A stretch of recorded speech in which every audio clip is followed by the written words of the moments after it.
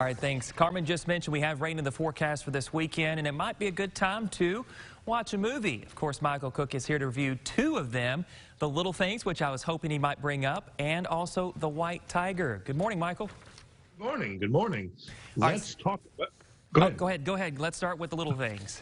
Yes, this movie stars an all-star cast. Has Denzel Washington, Rami Malek, Jared Leto, and directed from the person who directed The Blind Side. So it has an all-star cast right from the beginning.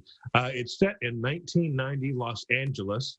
There is clearly a serial killer on the loose.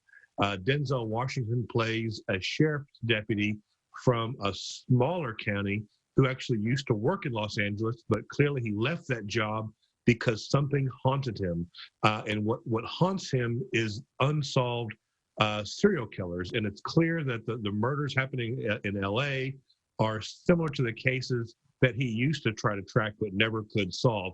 Rami Malek is the up-and-coming detective who replaced him, and they start off as kind of a little bit adversaries, but of course, like all buddy cop movies, have to start to work together and develop a bond and friendship.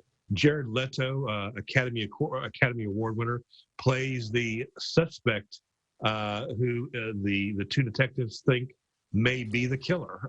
Jared Leto, of course, here is in his prime creepiness with a character who makes you wonder, did he do it? Did he not do it? And all the while, these two men try to figure out who is causing these murders to happen in L.A. Of course, when you have these three amazing actors who are just great in everything they do, you expect a top-notch movie, but sadly, this one just does not live up to the billing. Oh, no. The movie, sometimes you have these slow burn thrillers. This one was just slow.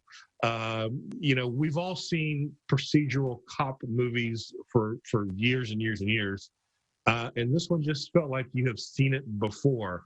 There's nothing particularly interesting about it. The second act kind of lags. The third act, there's a big reveal, and you're kind of like, okay, fine. So I had been looking forward to this movie. It's currently playing at theaters, or you can watch it on HBO Max. I frankly, I'd wait to watch this on cable. I give this movie a 6.5 out of 10.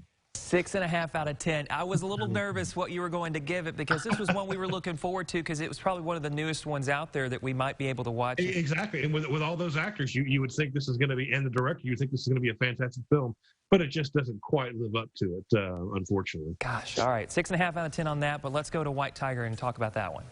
This movie is on Netflix, just came on there a few days ago. It's set in modern-day India. It tells the story of a young man who is caught in their caste system, which basically means if you're born poor, you are going to be poor, and society regards you as less than worthy. This young man who he is incredibly smart. His teachers call him the White Tiger because they think he has that once in a generation smarts. Unfortunately, he is forced into servitude, and but somehow comes up with a way to break out of his caste and try to make himself better by becoming a driver for a very rich family.